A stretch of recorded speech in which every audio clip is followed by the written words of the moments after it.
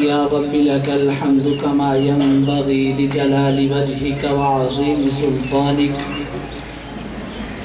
أما بعد فأعوذ بالله من الشيطان الرجيم. بسم الله الرحمن الرحيم. لقد من الله على المؤمنين إذ بعث فيهم رسولا. وقال النبي صلى الله عليه وسلم: كنت نبيا وآدم بين الماء والطين، أو كما قال عليه السلام. صدق الله العظيم وصدق رسوله النبي الكريم. تمام حضرات درود پاک پڑھیں. اللهم صل على سيدنا ومولانا محمد وعلى آله وأصحابه وبارك وسلم وصل عليه.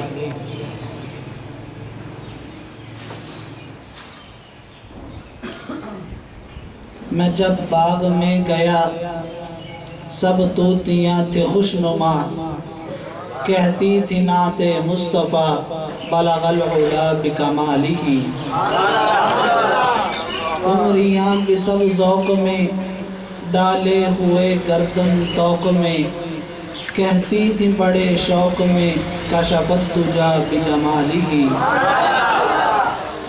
بلبلیں بھی سب سو بسو لے لے کے ہر ایک گل کی بو، کرتی تھی باہم گفتگو حسنت جمیع خصالہ. چڑیوں کے سن کر چہچہے انسان بھلا کیوں چپ رہے، لازم ہے اس پر یوں کہے صلو علیہ وآلہ.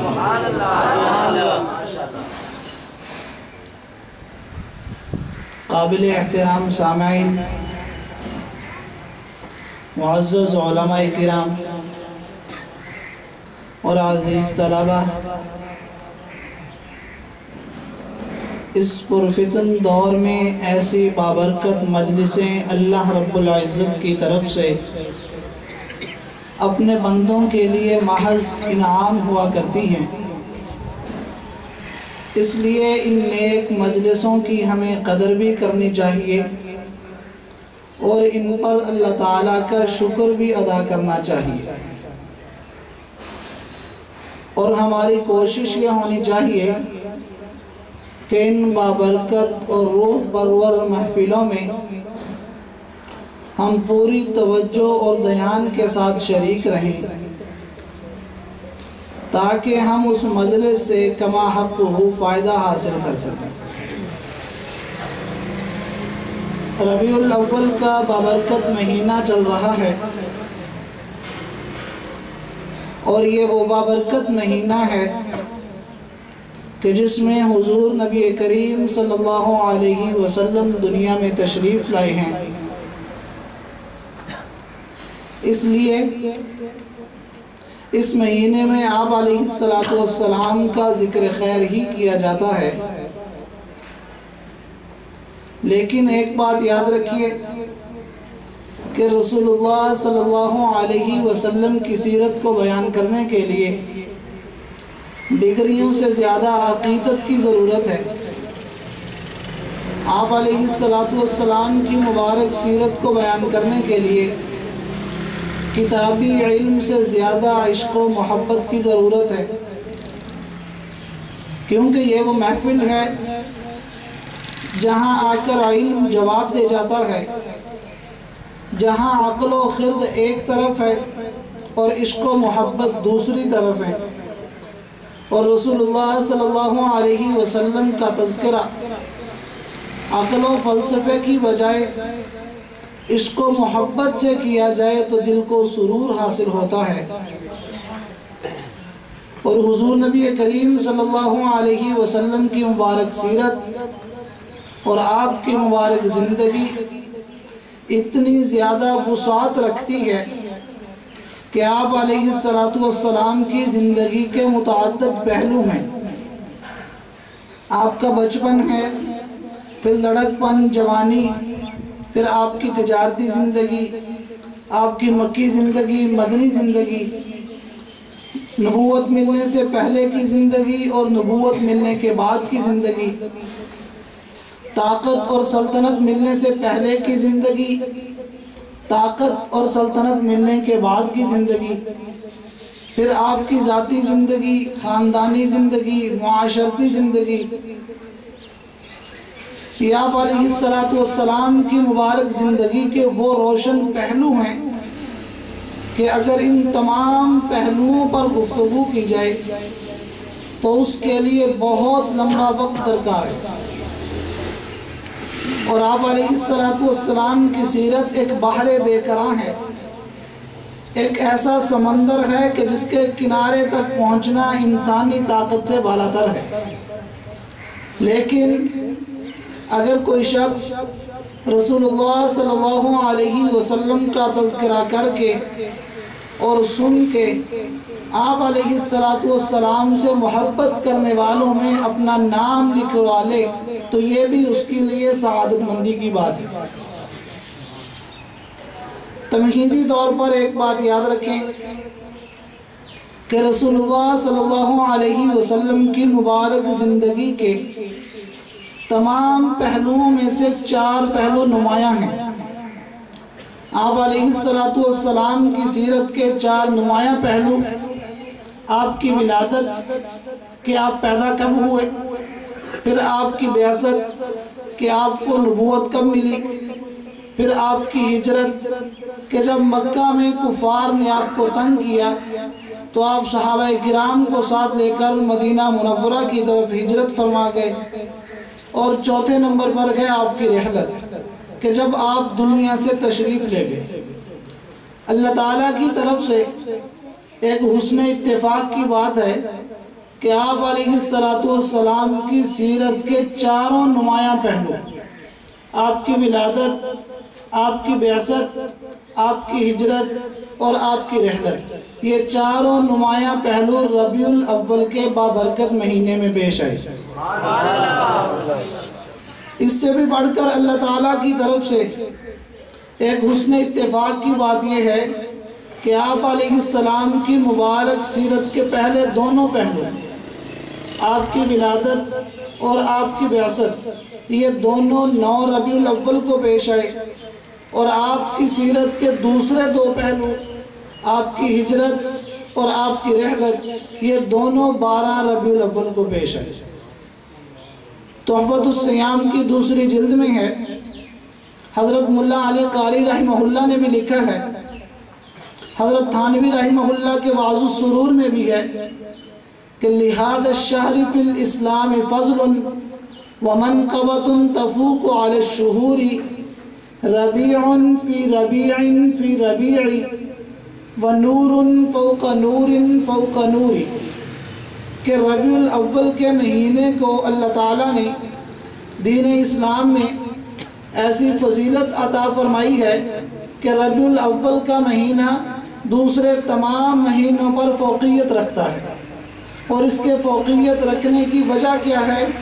ربیع فی ربیع فی ربیع، کہ اس مبارک مہینے میں دنیا میں وہ بہار آئی کہ جس کے آنے سے بہاروں کو بہار ملی. وَنُورٌ فَوْقَ نُورٍ فَوْقَ نُورِ، اس دنیا میں ربیع الاول کے مہینے میں وہ نور والی ذات آئی کہ جس کے آنے سے تمام نور والی چیزوں کو اس سے نور ملا. یہ آپ علیہ السلام کی فضیلت ہے کہ آپ کی مبارک سیرت کے 4 پہلو، ان میں سے پہلے 2 9 ربیع الاول کو پیش آئے، دوسرے 2 12 ربیع الاول کو پیش آئے، اور آپ علیہ السلام کی ولادت تحقیقی قول کے مطابق واقعہ فیل کے 50 یا 55 دن بعد 570 عیسوی 682 بکرمی 1 جیٹھ 20 یا 22 اپریل 9 ربیع الاول بروز سوموار صبح صادق کے طلوع ہونے کے بعد صبح صادق جو اس شب 4:20 پر طلوع ہوئی، اس وقت اس دنیا میں محمد مصطفیٰ، احمد مجتبیٰ، حبیب کبریا، فخر کون و مکان، سید الورا، شمس الضحا، بدر الدجا، مکین گنبد خضرا، بلغ العلا، کشف الدجا، فکان قاب قوسین او ادنا، حضرت محمد الرسول اللہ صلی اللہ علیہ وسلم دنیا میں تشریف لائے۔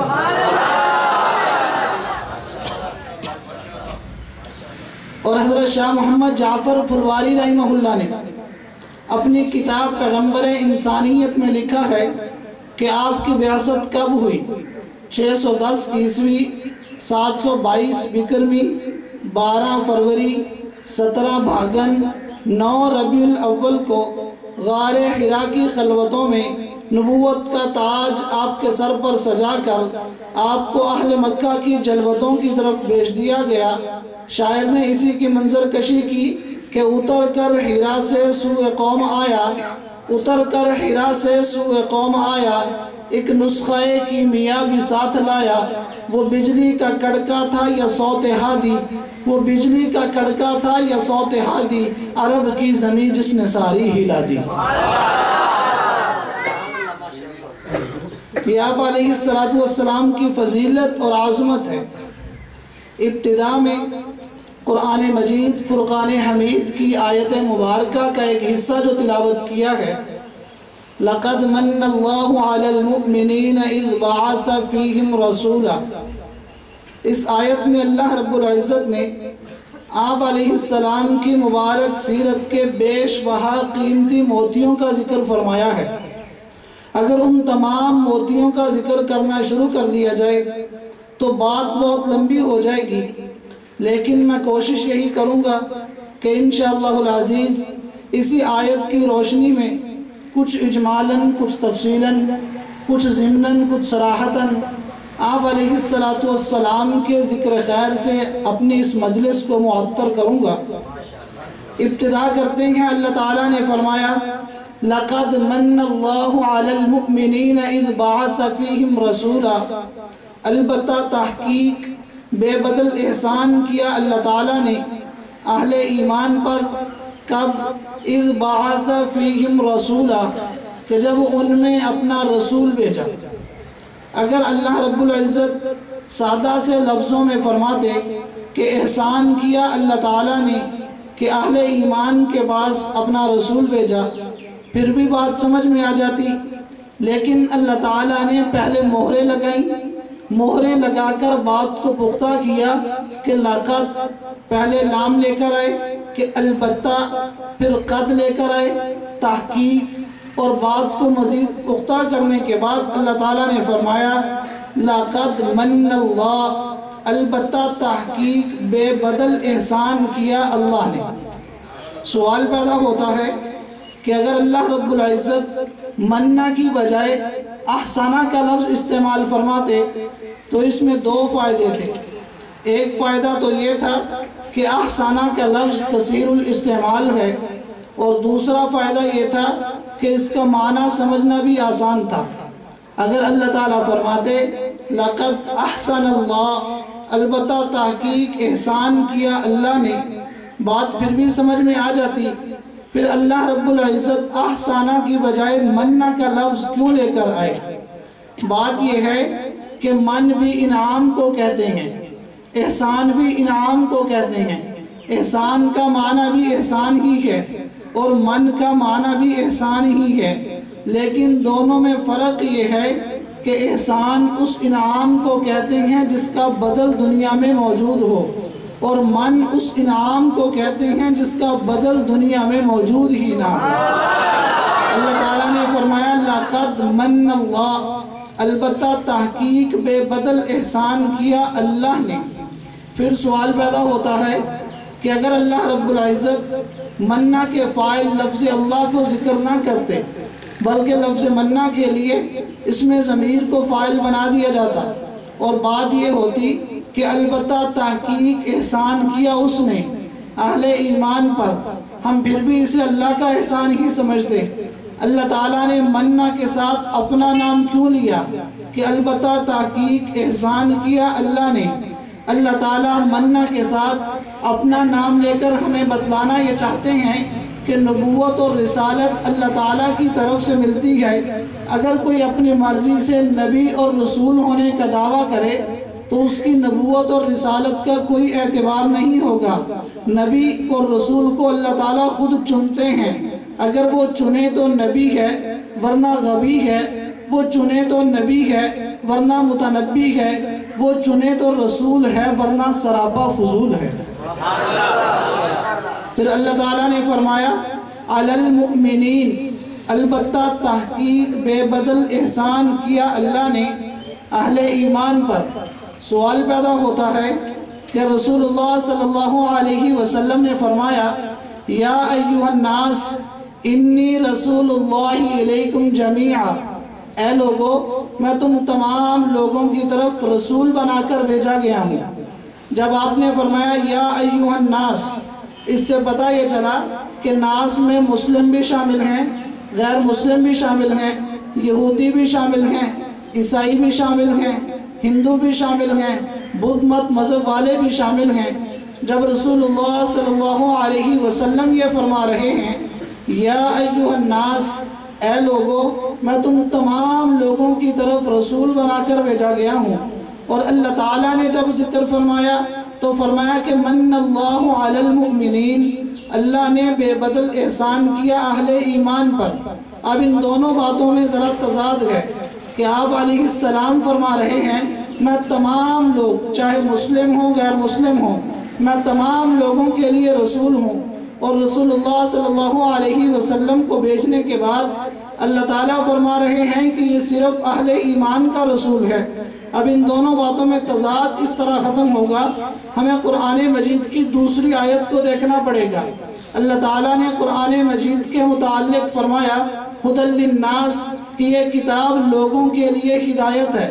اب لوگوں میں مسلم بھی شامل ہیں، غیر مسلم بھی شامل ہیں، لیکن دوسرے مقام پر اللہ تعالیٰ نے فرمایا ھدی للمتقین، یہ کتاب صرف متقی لوگوں کے لیے ہدایت کا ذریعہ ہے۔ اس کی وجہ یہ ہے کہ اللہ تعالیٰ نے قرآن مجید میں اتنی صلاحیت رکھی ہے کہ چاہے مسلم ہوں چاہے غیر مسلم ہوں، کسی بھی مذہب سے تعلق رکھنے والے ہوں، ان تمام لوگوں کے لیے ایسا ہو سکتا ہے کہ وہ قرآن مجید سے ہدایت حاصل کر سکتے ہیں۔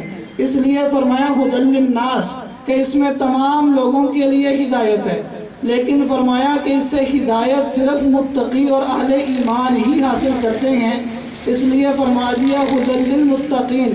بالکل اسی طرح اللہ تعالیٰ نے حضور نبی کریم صلی اللہ علیہ وسلم کو رسول تو بنا کر بھیجا ہے تمام لوگوں کے لیے، چاہے وہ مسلم ہوں چاہے غیر مسلم ہوں، ہر کسی کی طرف ان کو رسول بنا کر بھیجا گیا، لیکن اس رسول کی قدر صرف اہل ایمان کرتے ہیں۔ اس لیے اللہ نے فرمایا من اللہ علی المؤمنین کہ میں جو بے بدل احسان کر رہا ہوں یہ احسان صرف اور صرف اہل ایمان پر کر رہا ہوں۔ کیوں؟ اس لیے کہ اس احسان اور انعام کی قدر صرف اہل ایمان ہی جانتے ہیں، کوئی اور اس قدر نہیں کر سکتا۔ پھر اللہ تعالیٰ نے جب احسان کے طور پر آپ علیہ السلام کا تذکرہ فرمایا لَقَدْ مَنَّ اللَّهُ عَلَى الْمُؤْمِنِينَ إِذْ بَعَثَ فِيهِمْ رَسُولًا، کہ البتہ تحقیق بے بدل احسان کیا اللہ تعالیٰ نے اہل ایمان پر۔ کب؟ اذ بعث فیہم رسولا، کہ جب ان میں اپنا رسول بھیجا۔ سوال پیدا ہوتا ہے کہ اللہ تعالیٰ نے آپ علیہ السلام کی مبارک سیرت کے 4 نمایاں پہلوؤں میں سے آپ کی ولادت، آپ کی بعثت، آپ کی ہجرت اور آپ کی رحلت، ان 4 پہلوؤں میں سے بطور احسان جس کا ذکر فرمایا وہ صرف بعثت کا ذکر فرمایا۔ بعثت کا ذکر اللہ تعالیٰ نے احسان کے طور پر کیوں کیا؟ اللہ تعالیٰ چاہتے تو ولادت کا تذکرہ کر دیتے، اذ بعث فیہم رسولا، اذ ولد فیہم مولودا نہیں فرمایا، اذ بعث فیہم رسولا۔ رسول اللہ صلی اللہ علیہ وسلم کی بعثت کو، آپ کے دنیا میں نبی بن کر آنے کو اللہ تعالیٰ نے احسان کے طور پر ذکر فرمایا۔ میں ولادت کا انکار نہیں کر رہا، میں ولادت کا بھی اقرار کرتا ہوں۔ امام زرقانی رحمہ اللہ لکھتے ہیں جب حضرت عبداللہ کے صلب سے نبوت کا نور اماں آمنہ کے رحم میں منتقل منتقل ہوتا ہے۔ اماں آمنہ کہتی ہیں میں جب مکہ کی گلیوں میں چلتی تھی میرے قدموں کے نیچے جو پتھر آتے تھے موم بن جایا کرتے تھے۔ اماں آمنہ کہتی ہیں میں جب مکہ کی گلیوں میں چلتی تھی تو پتھر بھی مجھے سلام کیا کرتے تھے۔ اماں آمنہ کہتی ہیں میں جب پانی لینے کے لیے کنویں پر جایا کرتی تھی تو کنویں کا پانی باہر آ کر منڈیر کو چومنے لگ جایا کرتا تھا۔ اماں آمنہ کہتی ہیں میں جب کسی جگہ چلتی تھی بادل میرے اوپر سایہ کرتے جاتے تھے۔ حضرت محمد اشرف علی تھانوی رحمہ اللہ لکھتے ہیں جب رسول اللہ صلی اللہ علیہ وسلم شکم مادر سے اس دنیا میں تشریف لاتے ہیں آپ کے دنیا میں آنے سے ایک نور جیسی روشنی پھیل جاتی ہے۔ شاہ ولی اللہ محدث دہلوی رحمہ اللہ اپنی کتاب سیرت رسول میں لکھتے ہیں اس روشنی سے ایسا نور نکلتا ہے کہ اماں آمنہ کو مکہ شہر میں اپنے حجرے میں بیٹھ کر شام اور بصرہ کے محلات نظر آنا شروع ہو جاتے ہیں۔ آپ جب دنیا میں تشریف لاتے ہیں آتش قدح فارس بجھ جاتا ہے۔ آپ کے دنیا میں آنے سے کسریٰ کے ایوان میں 14 کنجرے ٹوٹ کر گر جاتے ہیں۔ سیرت حلبیہ اٹھا کر دیکھیے، امام برہان الدین حلبی رحمہ اللہ لکھتے ہیں کہ جس سال رسول اللہ صلی اللہ علیہ وسلم پیدا ہوئے اس سال اللہ تعالیٰ نے انتظام یہ کیا، اتفاق یہ کیا کہ جب رسول اللہ صلی اللہ علیہ وسلم دنیا میں تشریف لا رہے تھے آپ کے دنیا میں تشریف لانے سے اللہ نے ایسی بہار دنیا میں بھیجی، ایسی خوشحالی دنیا میں بھیجی کہ جس سال آپ پیدا ہوئے اس سال پورے عرب میں کسی کے ہاں کوئی بیٹی پیدا نہیں ہوئی۔ اس سال جس کے بھی اولاد ہوئی پورے عرب میں سب کے ہاں بیٹے کی پیدا ہوئے اور بیٹوں کے پیدا ہونے سے دنیا میں بہار آئی، دنیا میں خوشحالی آئی۔ اللہ نے عرب میں سارے لوگوں کے ہاں اس سال بیٹے پیدا کر کے بتلا دیا اب وہ محمد آ رہا ہے جو آ کر جہالت کو ختم کر دے گا، اب وہ محمد آ رہا ہے جو آ کر ظلمت کو ختم کر دے گا، اب وہ محمد آ رہا ہے جو آ کر ماؤں کو مقام دے گا، اب وہ محمد آ رہا ہے جو آ کر بیٹی کو عزت دے گا، اب وہ محمد آ رہا ہے جو آ کر بہن کی محبت سکھلائے گا۔ اللہ تعالیٰ نے اس سال پورے عرب میں تمام لوگوں کے ہاں بیٹے پیدا کر کے دنیا کو بتلا دیا کہ اب دنیا میں وہ آ چکا ہے جس کے لیے یہ دنیا سجائی گئی تھی، اب وہ دنیا میں آ چکا ہے، اس کے آنے سے دنیا میں وہ بہار آئے گی، وہ خوشحالی آئے گی جو اس سے پہلے آئی ہی نہیں تھی دنیا میں۔ اس لیے اللہ تعالیٰ نے آپ کی بیاست کو احسان کے طور پر ذکر فرمایا، اِذْ بَعَثَ فِيهِمْ رَسُولًا، کہ اللہ تعالیٰ نے بے بدل احسان کیا اہل ایمان پر۔ کب؟ اِذْ بَعَثَ فِيهِمْ رَسُولًا، کہ اللہ تعالیٰ نے ان میں اپنا ایک رسول بھیجا۔ سوال پیدا ہوتا ہے رسولہ ناکرہ ہے، اس پر تنوین ہے، ناکرہ میں تعمیم ہوتی ہے، رسول سے مراد کوئی بھی رسول ہو سکتا ہے۔ رسول سے مراد حضرت آدم علیہ السلام سے لے کر حضرت عیسیٰ علیہ السلام تک جو 313 رسول آئے ہیں ان رسولوں میں سے کسی کی رسالت کا بھی ذکر ہو سکتا ہے، لیکن یہاں ہم یہ کہتے ہیں کہ رسول سے مراد صرف آپ علیہ السلام مراد ہیں، یہاں رسول سے کوئی اور رسول مراد نہیں۔ اس کی وجہ کیا ہے میں زیادہ تفسیر میں نہیں جاتا۔ اللہ تعالیٰ نے جب باقی نبیوں کو بھیجا کسی کو رسول نہیں کہا، رسول کہا تو صرف میرے آقا کو کہا۔ جب میرے آقا کو دنیا میں بھیجنے کی باری آئی تو اللہ تعالیٰ نے فرمایا وَمَا أَرْسَلْنَاكَ إِلَّا رَحْمَةً لِّلْعَالَمِينَ۔ میں رسالت کی تفسیر میں نہیں جاتا، میں رحمت کی تفسیر میں نہیں جاتا، عالمین کی تفسیر میں نہیں جاتا، نتیجے کی بات عرض کرتا ہوں۔ جب اللہ تعالیٰ نے رسول اللہ صلی اللہ علیہ وسلم کو دنیا میں رسول بنا کر بھیجا تو ساتھ بتلا دیا کہ آپ کو تمام جہانوں کے لیے رسول بنا کر بھیجا جا رہا ہے۔ تو پھر یاد رکھیے کہ رسول اللہ صلی اللہ علیہ وسلم جہاں پر تمام انسانات کے نبی ہیں وہیں پر آپ تمام حیوانات کے نبی، نباتات کے نبی، جمادات کے نبی، حشرات کے نبی، زمین کی پستی کے نبی، آسمان کی بلندی کے نبی، پہاڑوں کی مضبوطیوں کے نبی، فضاؤں کی کہکشاؤں کے نبی، لہراؤں کی رنگینیوں کے نبی، سمندروں کی طغیانیوں کے نبی، دریاؤں کی جولانیوں کے نبی، زمین کی پستی کے نبی، آسمان کی بلندی کے نبی۔ آپ کو اللہ تعالیٰ نے ایسی عزت دی ہے کہ باقی صرف نبی، آپ نبیوں کے بھی نبی، باقی صرف رسول، آپ رسولوں رسولوں کے بھی رسول، باقی صرف پیغمبر، آپ پیغمبروں کے بھی پیغمبر، باقی انبیاء، آپ امام الانبیاء، باقیوں کے لیے نبوت، آپ کے لیے ختم نبوت، باقیوں کے لیے صرف امت، آپ کے لیے بہترین امت، باقیوں کے لیے کتاب اللہ، آپ کے لیے کلام اللہ، باقیوں کے لیے صرف جماعت، آپ کے لیے افضل جماعت، باقیوں کے لیے صرف شفاعت، آپ کے لیے کبرا شفاعت، باقیوں کے لیے صرف شفاعت، آپ کے لیے کبرا شفاعت، باقی ایک قبلے کے امام، آپ دو قبلوں کے امام، باقیوں کا معراج امتحان کی صورت میں، آپ کا معراج انعام کی صورت میں، باقیوں کا معراج فرش زمین پر، محمد کا معراج عرش برین پر۔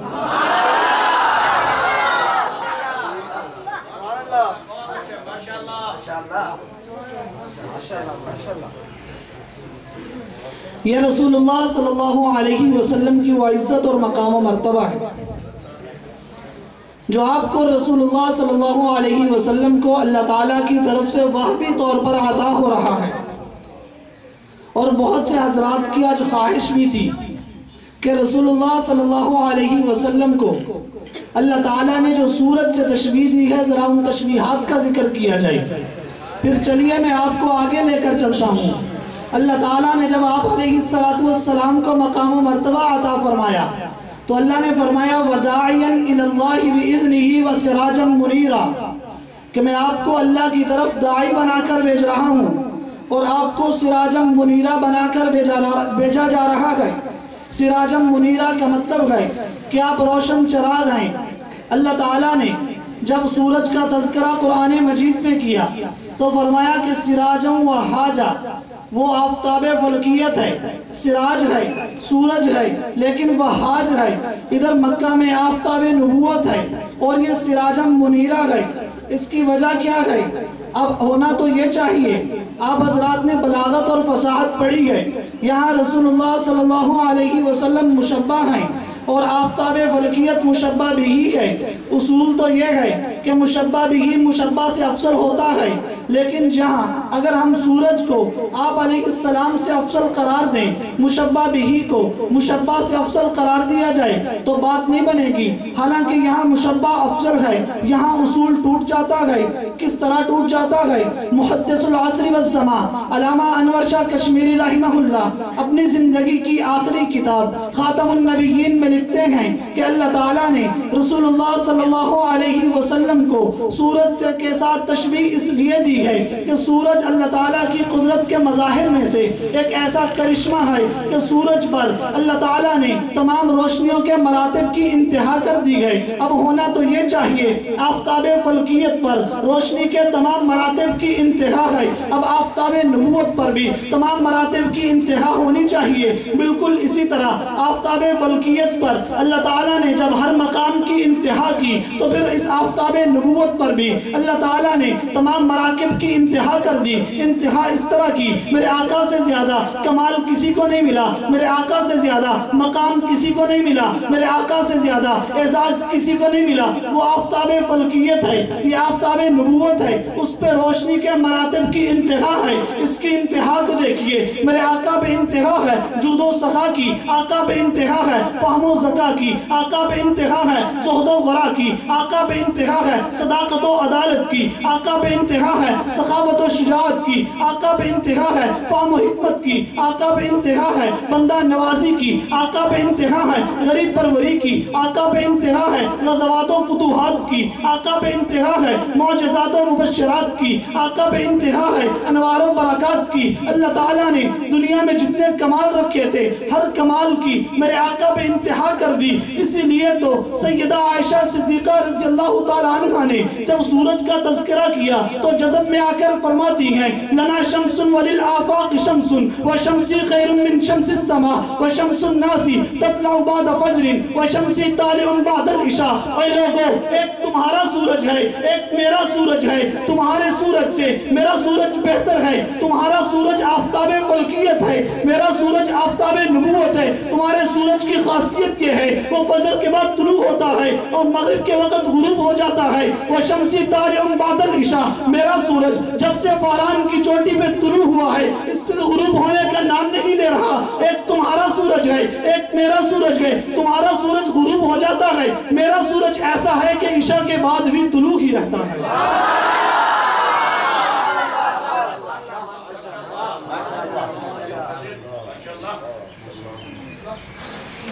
اللہ تعالیٰ نے اس لیے رسول اللہ صلی اللہ علیہ وسلم کو سورج سے تشبیہ دی۔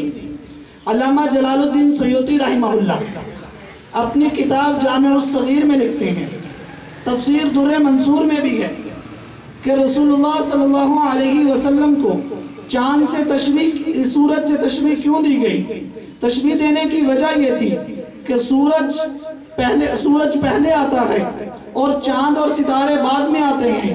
اسی طرح آپ علیہ السلام ہیں کہ کنت نبیًا و آدم بین الماء والتین، صرف یہ نہیں کہ جب حضرت آدم ابھی پیدا بھی نہیں ہوئے تھے اس وقت آپ کی تخلیق ہو چکی تھی، بلکہ اس وقت آپ کو نبوت بھی مل چکی تھی۔ کنت نبیہ، کہ میں اس وقت بھی نبی تھا جبکہ آدم ابھی پانی اور گارے کے درمیان تھے۔ اللہ تعالیٰ نے آپ کو سورج سے تشبیہ اس لیے دی ہے کہ سورج پہلے آتا ہے، چاند اور ستارے بعد میں آتے ہیں، اس لیے میرے آقا کی تخلیق پہلے کی گئی، باقی انبیاء بعد میں تشریف لائے۔ سورج کی خاصیت یہ بھی ہے، سورج اگر خود موجود نہ بھی ہو پھر بھی چاند اور ستاروں کو روشنی دیتا رہتا ہے۔ میرے آقا دنیا میں تشریف نہ لائے تھے پھر بھی آپ کی وجہ سے سارے انبیاء کو نبوت مل رہی تھی۔ اس لیے اللہ تعالیٰ نے آپ کو سورج سے تشبیہ دی ہے۔ سورج سے تشبیہ دینے کا مقصد کیا ہے؟ وہ آفتاب فلکیت ہے اور ادھر آفتاب نبوت ہے۔ آفتاب فلکیت کی کرنوں کا یہ عالم ہے کہ جب وہ طلوع ہوتا ہے تو اس کی کرنیں اس طرح پھیلنا شروع ہوتی ہیں، مشرق سے نکلتی ہیں، مغرب میں ہوتی ہوئی افغانستان جلال آباد قندھار کے پہاڑوں سے ہوتی ہوئی کراچی کے ساحل سمندر کو پار کرتی ہوئی پوری دنیا میں اس طرح پھیل جاتی ہیں کہ اس آفتاب فلکیت کی کرنوں کے سامنے بند نہیں باندھا جا سکتا۔ اس محمد کی کرنیں جب طلوع ہوئی ہیں صحابہ کی صورت میں، تابعین کی صورت میں، تبع تابعین کی صورت میں، پوری دنیا میں اس آفتاب نبوت کی کرنیں اس طرح پھیل چکی ہیں کہ ان کے سامنے بھی بند نہیں باندھا جا سکتا۔ اسی لیے اللہ نے فرمایا سراجم منیرہ، سراجم منیرہ کہ یہ روشن چراغ ہے۔ سورج کو کہا سراجم وہاجا، اسے کہا سراجم منیرہ۔ وہاج وہج سے ہے، وہج کا معنی ہے ایسی روشنی آدمی دیکھے تو زیادہ دیر آنکھیں کھول کر دیکھ نہ سکے، آدمی دیکھے تو آنکھیں چندیا جائیں، زیادہ دیر دیکھے تو نبینا ہونے کا خطرہ ہو۔ منیر نور سے ہے، نور ایسی روشنی کو کہتے ہیں آدمی آنکھوں سے دیکھے تو سینے میں ٹھنڈک پڑ جائے۔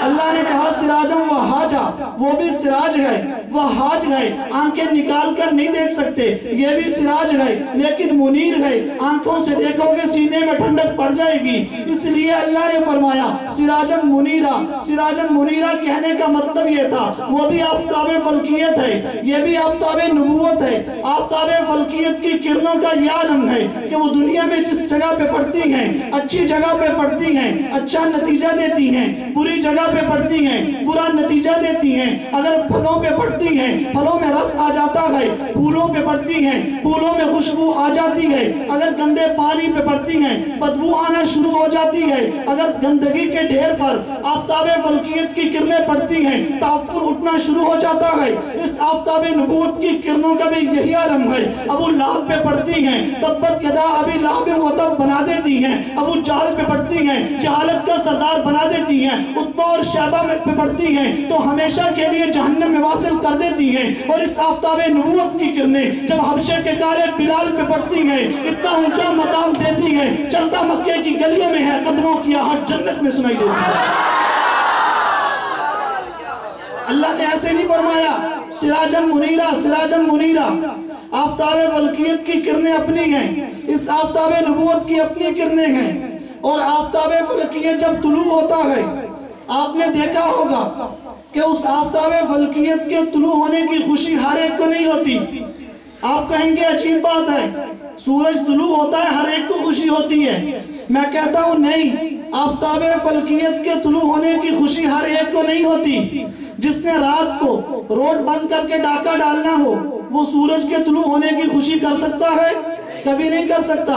جس نے رات کو سڑکوں پر کھڑے ہو کر لوگوں کا مال لوٹنا ہو اور اپنا ایمان ضائع کرنا ہو وہ سورج کے طلوع ہونے کی خوشی کر سکتا ہے؟ نہیں کر سکتا۔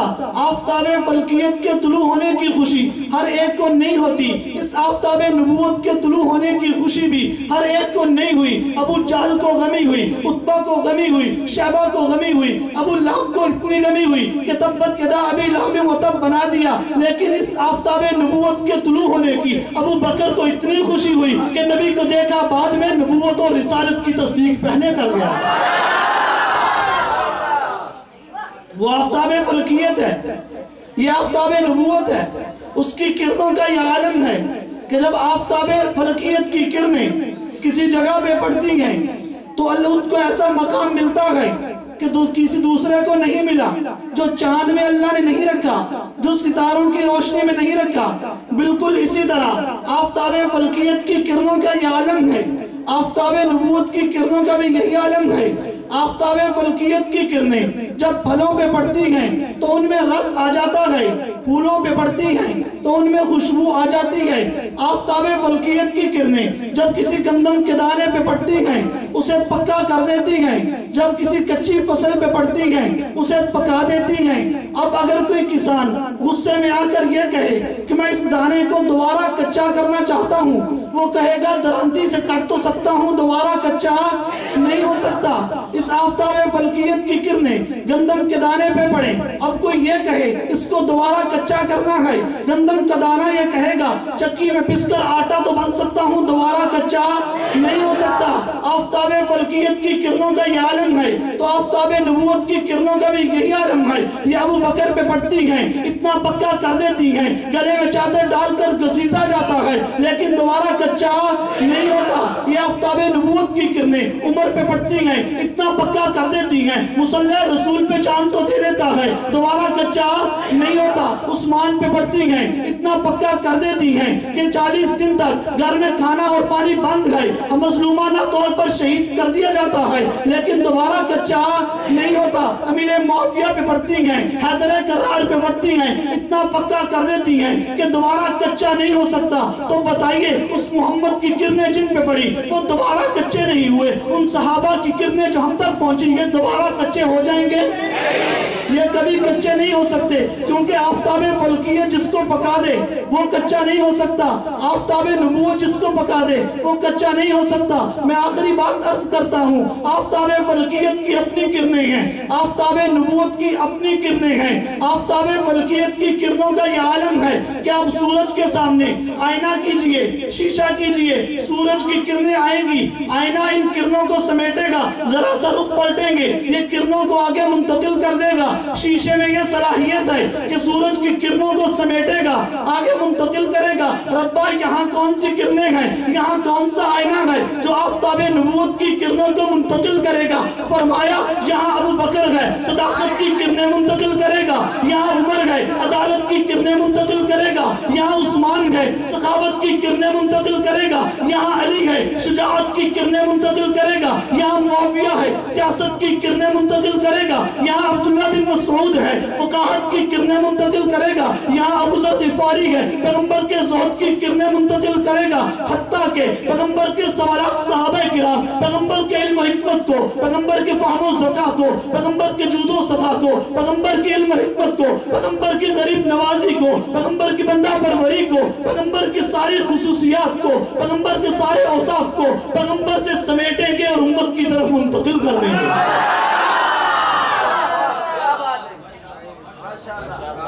جب اس آفتاب نبوت کی کرنوں کا یہ عالم ہے کہ صحابہ ان کو سمیٹیں گے، آگے منتقل کریں گے۔ اب آفتاب فلکیت آسمان پہ ہے، ہم زمین پہ ہیں، درمیان میں خلا ہے، لیکن خلا میں سے ہمیں کیا نظر آتا ہے؟ آفتاب فلکیت نظر آتا ہے۔ آفتاب فلکیت آسمان پہ ہے، ہم زمین پہ ہیں، درمیان میں سارا خلا ہے، اس خلا میں سے آفتاب نظر آتا ہے، آسمان نظر آتا ہے۔ آفتاب نبوت آپ علیہ السلام ہیں، درمیان میں صحابہ ہمارے لیے خلا ہیں، ہم زمین پر ہیں۔ اگر پیغمبر کی صداقت کو دیکھنا ہے تو ابو بکر کو دیکھنا پڑے گا، ابو بکر کو چھوڑ کے پیغمبر کی صداقت نہیں ملے گی۔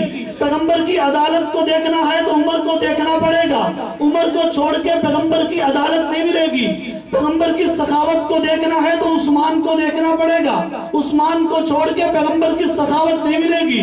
مگر پیغمبر کی شجاعت اور بہادری کو دیکھنا ہے تو علی کو دیکھنا پڑے گا، علی کو چھوڑ کے پیغمبر کی شجاعت نہیں ملے گی۔ اللہ تعالیٰ نے صحابہ کرام میں یہ قابلیت اور یہ صلاحیت رکھی تھی، انہوں نے پیغمبر کی کرنوں کو منتقل کیا اور منتقل کر کے آگے امت کی طرف پہنچا دیا۔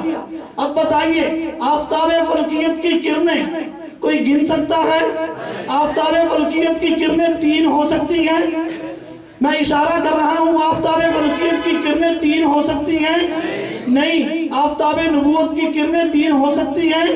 پھر جو یہ کہے کہ پیغمبر کے جانے کے بعد 3 مسلمان تھے باقی پھر گئے، ہم مان سکتے ہیں؟ آفتاب فلکیت کی کرنیں 3 نہیں ہو سکتی، تو اس آفتاب نبوت کی کرنیں بھی 3 نہیں ہو سکتی۔ اس لیے ہم نے یہ عزم کرنا ہے کہ جب تک دم میں دم ہے، جب تک جسم میں جان ہے، پیغمبر اس آفتاب نبوت کا بھی تحفظ کریں گے، آفتاب نبوت کی کرنوں کا بھی تحفظ کریں گے۔ آپ حضرات کھڑے ہو جائیے اور یہ عزم کیجئے کہ اگر پیغمبر کی عزت کے لیے، پیغمبر کی عظمت کے لیے، ناموس رسالت کے لیے، ناموس صحابہ کے لیے، خلافت راشدہ کے قیام کے لیے ہمیں جان دینا پڑی، ہمیں مال دینا پڑا، ہمیں کوئی بھی قربانی دینا پڑی، ہم اس سے دریغ نہیں کریں گے۔ اگر پیغمبر کی عزت و عظمت کے لیے آپ حضرات کا یہ جذبہ اسی طرح رہا، پھر آپ کے لیے ہی غالب کی طرف سے اعلان ہے، ان الذین قالوا ربنا اللہ ثم استقاموا تتنزل علیہم الملائکۃ الا تخافوا ولا تحزنوا وابشروا بالجنۃ التي کنتم توعدون۔ ترجمہ اپنے ذوق کے مطابق کروں گا۔ مولا قاضی یہ تیرے پراسرار بندے جنہیں بخشا ہے تو نے ذوق خدائی، دونی میں ان کی ٹھوکر سے صحرا ہو گیا، سمٹ کر پہاڑ ان کی عیبت چرائی، تو عالم سے کرتی ہے دل کو بیگانہ، عجب چیز ہے لذت آشنائی، شہادت ہے مطلوب و مقصود مومن، نہ مال غنیمت نہ کشور کشائی، اٹھ چیر مجاہد ہوش میں آ، تعمیر خلافت پیدا کر، کیوں فرقے فرقے ہوتا ہے، اب ایک جماعت کو پیدا کر، قارون کی دولت ٹھکرا دے، عثمان کی دولت پیدا کر، اسلام قدم تو بڑھتا ہے، کفار سے پھر کیوں ڈرتا ہے، یا تو اسلام کا نام نہ لے، یا شوق شہادت پیدا کر، پر دل اپنے سے کہہ کے آ، گھبرائے نہ، حالات بدلنے والے ہیں، جو کانٹے بن کر آئے تھے وہ لمحے ٹلنے والے ہیں، اب مظلوموں کی آہوں نے شعلوں کی ردائیں پہنی ہیں، یہ جال قفص سیادوں کے اب گلے سڑنے والے ہیں، ہمت ہی نہیں طوفانوں میں جذبوں کو ہمارے چھین سکے، جتنا ہم سے الجھیں گے ہم اور مچلنے والے ہیں۔